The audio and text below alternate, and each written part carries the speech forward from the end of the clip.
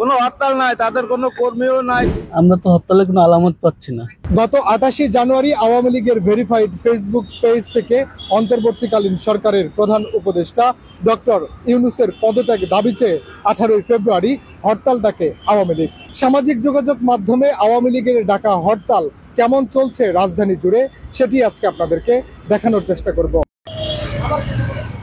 গণহত্যার অভিযোগ নিয়ে দলীয় প্রধান থেকে শুরু করে তৃণমূল পর্যায় পর্যন্ত নেতারা দেশে বিদেশে পালিয়ে বেড়ানো অবস্থায় গত 28 জানুয়ারি হরতালের ডাক দেওয়া হয় আওয়ামী লীগের ভেরিফাইড ফেসবুক পেজ থেকে। আওয়ামী লীগের কথিত এই হরতাল কর্মসূচি শুরু হয় 18 ফেব্রুয়ারি মঙ্গলবার ভোর থেকে।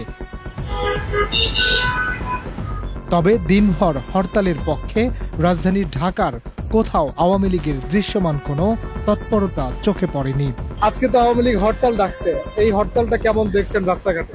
কোনো হরতাল নাই, তাদের কোনো কর্মীও নাই, কোনো রাজপথে কেউ নাই। আমরা তো হরতালের কোনো আলামত পাচ্ছি না। গাড়ি তো স্বাভাবিকভাবে চলতেছে, আগেও যেভাবে চলতো আজকেও ঠিক সেভাবে চলতো। এখন পর্যন্ত আমি দেখি নাই তারা কোথায় আন্দোলন করতেছে বা হরতাল ডাকছে। এই পর্যন্ত যে আসছি, আমি ধানমন্ডি থেকে আসছি, এখানে কোনো রাহাজানি বা কোনো মানুষ তেমন কিছু দেখি। সোমবার রাতে দেশের কয়েকটি স্থানে বিচ্ছিন্নভাবে লুকিয়ে মশাল মিছিলের কয়েকটি ভিডিও আওয়ামী লীগের পেজে ঘুরে বেড়াতে দেখা যায়।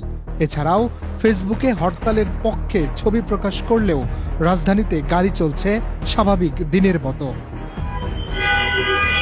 ভারত সহ বিভিন্ন দেশে অবস্থান করা আওয়ামী লীগের নেতারা দেশে থাকা নেতাকর্মীদের রাজপথে নামার জন্য উদ্বুদ্ধ করেন, কিন্তু নেতাদের কথায় খুব একটা সাড়া মিলছে না।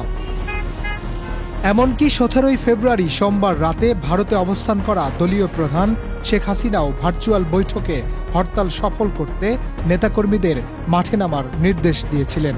মানুষের শান্তি নিরাপত্তা নিশ্চিত করার দাবিতে আগামীকাল আমরা হরতাল ডেকেছি এবং এই আন্দোলন করেই বাংলাদেশকে এই জঙ্গিদের হাত থেকে মুক্ত করতে হবে।